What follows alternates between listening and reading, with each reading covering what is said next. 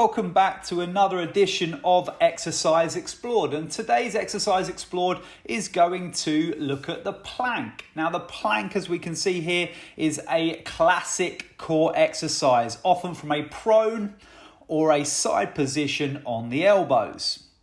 The plank is designed to fortify stability of the core muscles. Essentially, the core is acting during a plank in order to promote a neutral spine position, but also, just as importantly as it relates to life and sport, a neutral pelvic position and shoulder position also.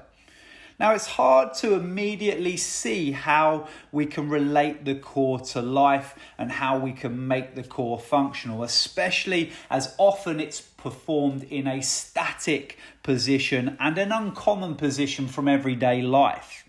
However, it does have its merits in providing strength and stability, and it's up to us as coaches to begin to tweak and encourage different movements whilst in the plank position from different drivers, whether it be the hands, the feet, the hips, and using a spectrum of tools in 3D, that's the sagittal, the frontal, and the transverse plane, so that we can make more of the plank for our clients. Not only make more of the plank, but make it a better plank.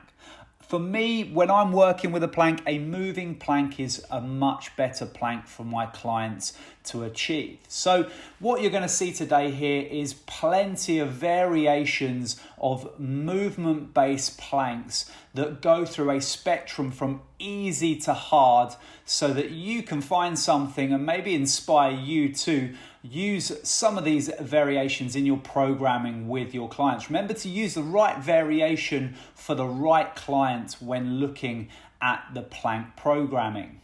So let's begin to pick up on some of the movements that we're seeing. We've seen a plank from a static position, but then some nice little variations that allow us to scale it up. Some of our clients aren't going to be able to find a good position in a normal plank to begin with, so we may need to start on the knees or in a single kneeling position on one leg.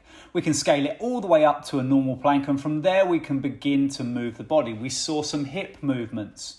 We saw some feet movements, and now we're beginning to look at hand movements as well. We looked at how we can drive the hands forwards, and now we looked at how we can drive the hands to the side.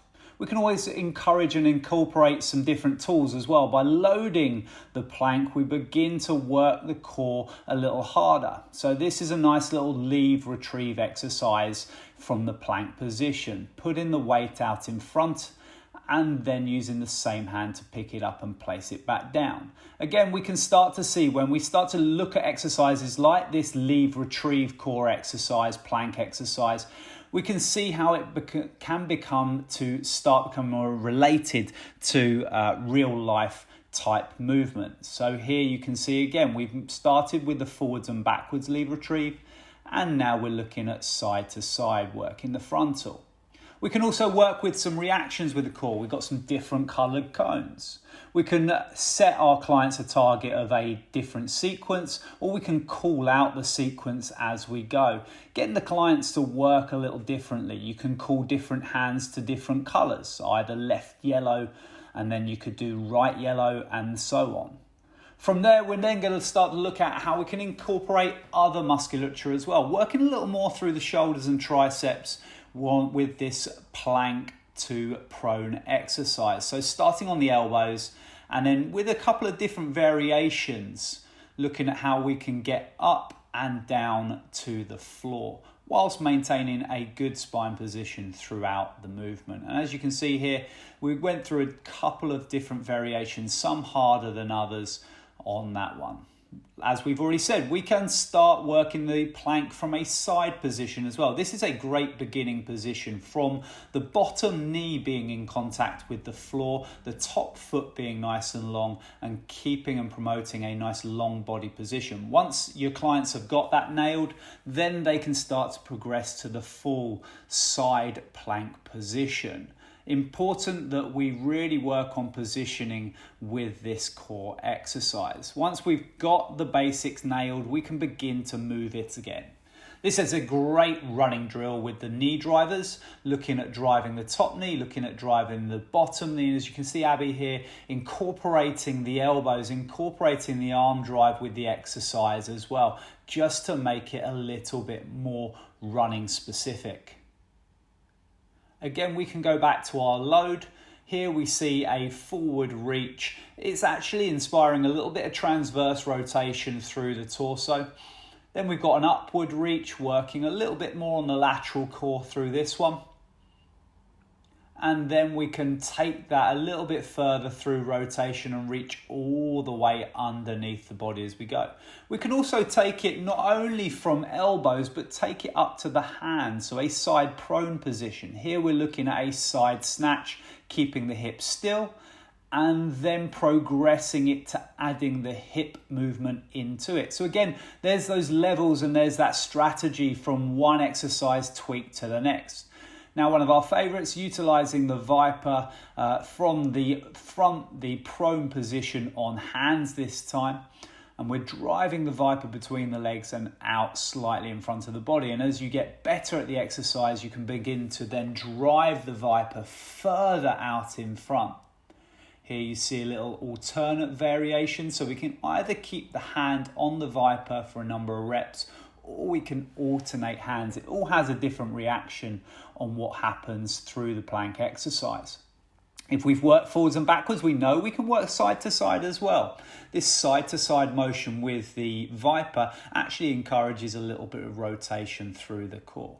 We're seeing that here Abi is allowing a little bit of freedom of movement. There is a controlled amount of freedom of movement through the thoracic spine, through the hips and through the feet in order to control the movement with the Viper.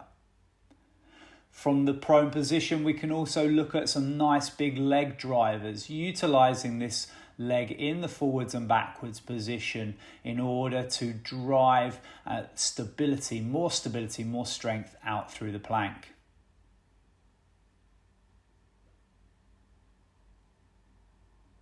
We can work sideways with the feet from the prone position.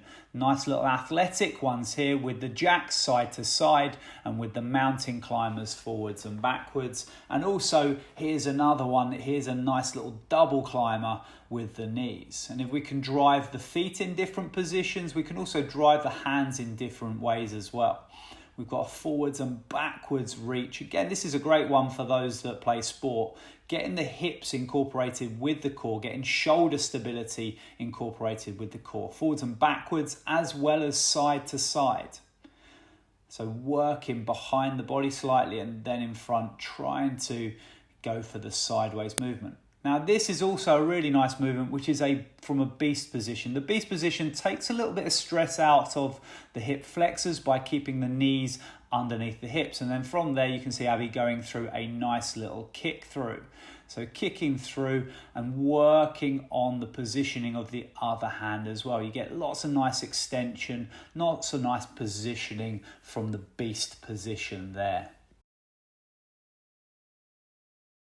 So there we have it, team. Another exercise explored, this time looking at the plank exercise. Hopefully today has inspired you to think a little differently about the plank movements that you can create for your clients. Hopefully we've inspired you to create some new ones. Hopefully we've given you a couple that you can take away and use straight away with your client sessions. So again, another exercise explored. Remember to check out Exercise Explored on the FitPro blog for more movements and for more ideas, and we look forward to sharing another one with you soon.